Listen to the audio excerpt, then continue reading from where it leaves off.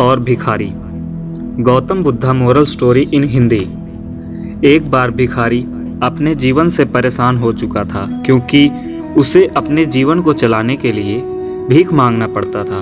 उसे हर एक चीज के लिए भीख मांगना पड़ता था। इसी बात को लेकर वह दुखी रहता था और दिन भर यही सोचता था कि उसकी जीवन में बदलाव कैसे आएगा। यह सोचकर वह निराश हो जाता था। वह हर दिन देखता कि बहुत सारे लोग निराश होकर आंखों में आंसू लिए और विभिन्न चिंताओं से परेशान लोग गौतम बुद्ध की तरफ जाते हैं और वापस लौटते समय वे लोग बहुत खुश होते थे। वह भिखारी यह नहीं समझ पा रहा था कि गौतम बुद्ध उनके साथ ऐसा क्या करते थे कि वे बेहद खुश हो जाते थे। वापस लौटते हुए लोगों के हाथों में ना तो ढेर सारे पैसे होते थे, ना ही सोने चांदी। तो फिर ऐसा क्या होता था कि लोग बुद्ध के पास से लौटते वक्त इतना खुश होते थे।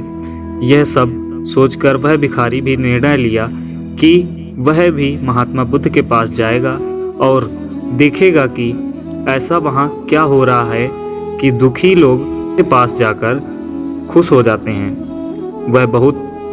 वह बुद्ध से मिलने के लिए उनके पास चल पड़ा। जहाँ बुद्ध मौजूद थे वहाँ बहुत लंबी कतार लगी हुई थी, तो वह भिखारी भी कतार में लग गया।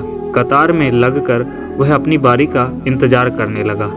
देखते ही देखते उसकी बारी आई और उसने बुद्ध से कहा, बुद्ध, मैं बहुत गरीब हूँ, मेरे पास कुछ भी नहीं है।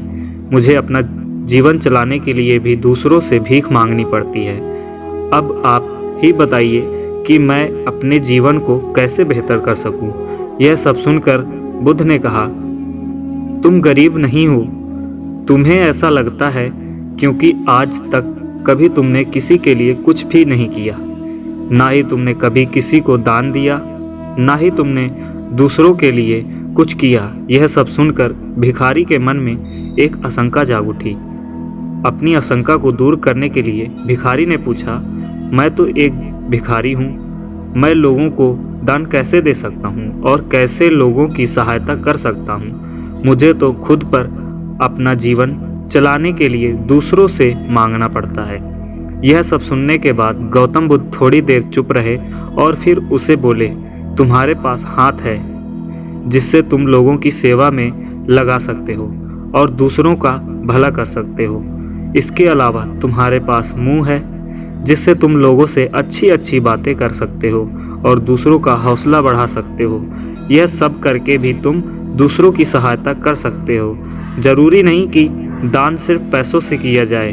हम चाहे तो हम शिक्षा का भी दान कर सकते हैं, चाहे तो अन्न का भी दान कर सकते हैं। ऊपर वाले ने अगर किसी को पूर्णतः अच्छा शरीर दिया है तो वह गरीब नहीं है, वह बस दिमाग से गरीब है। उसे इस विचार से हटकर दूसरों की सेवा में लगाना चाहिए।